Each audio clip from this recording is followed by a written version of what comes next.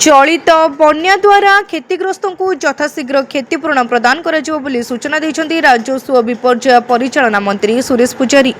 पुरी जिलार विभिन्न बन्या प्रभावित अंचल परिदर्शन कर सर्किट हाउस बन्या संपर्क में ए समीक्षा बैठक अध्यक्षता कर मंत्री श्री पूजारी क्षतिग्रस्त सरकार दृढ़तार सह छिड़ा होती। सरकार क्षयक्षतिर तथ्य आसिबा पूर्व प्राथमिक भावे क्षतिग्रस्त जिला को 110 कोटी टंका प्रदान करिसेंती। पूर्णांग रिपोर्ट पर आवश्यक पड़े आहरी अधिक अर्थ दिज्व। विपर्ययर मुकाबिला और प्रभावित को सहायता प्रदान रे अर्थ बाधक नुह बोली श्री पूजारी कहिथिले। मुंडुली पाखरे 12 लाख क्यूसेक पानी हेले मध्य जेपरी नदीगुड़िक क्षतिग्रस्त हेब नाही ताहार योजना सरकार प्रस्तुत करुछंती। अतिरिक्त वर्षा जोगु होइतिबा चलित बन्या द्वारा राज्यर समस्त नदी में बन्या आसीछि। यह एक विरल घटना। क्षयक्षतिर आकलन पर समस्त विभाग मानक निर्देश दिया और युग्म तदंत माध्यम खूब शीघ्र से रिपोर्ट आधार में क्षतिग्रस्त को सहायता जोगाई दिज्व।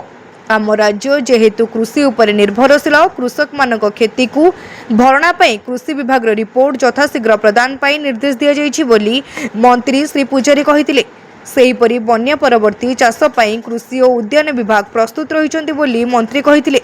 अन्यमानक मध्यरे सत्यवादी विधायक ओम प्रकाश मिश्र और पिपिली विधायक आश्रित पट्टनायक जोगदे सेमानक अंचलर बन्या और बन्या परवर्ती समस्या ताहार प्रतिकार पई विविध प्रस्ताव देथिले।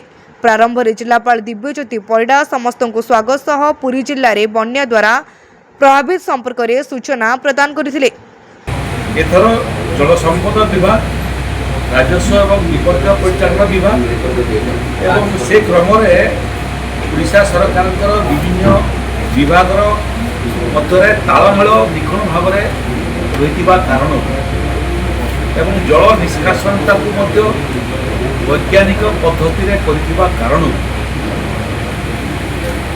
बहु जगह बन्या परिस्थिति व्यापक भाव आम कंट्रोल करने सफलता प्राप्त कलु।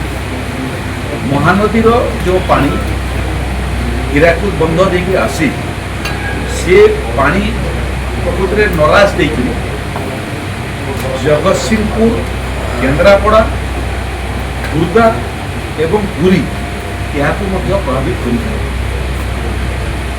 किंतु तार जल निष्कासनता को योजनाबद्ध भाव में लोकंर स्वार्थ दृष्टि करवा फल 30 जुलाई ठारू 3 अगस्त पर्यंत पुरी जिलार 5टी ब्लॉक ये व्यापक भाव एवं आंशिक भाव प्रभावित। पुरीरू रवीन्द्र योजना रिपोर्ट तीर्थक्षेत्र लाइव।